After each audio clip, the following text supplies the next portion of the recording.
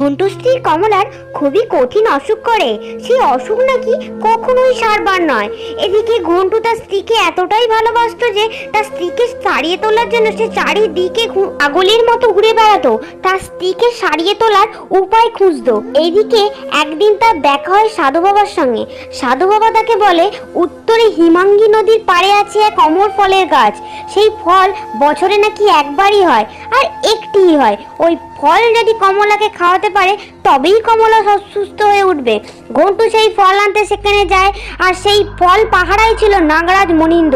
ঘন্টুকে দেখে সে তেড়ে আসে ঘন্টুর দিকে, হাত জোড়ো করে ঘন্টু বসে পড়ে এবং কমলার প্রাণ ভিক্ষা চায়।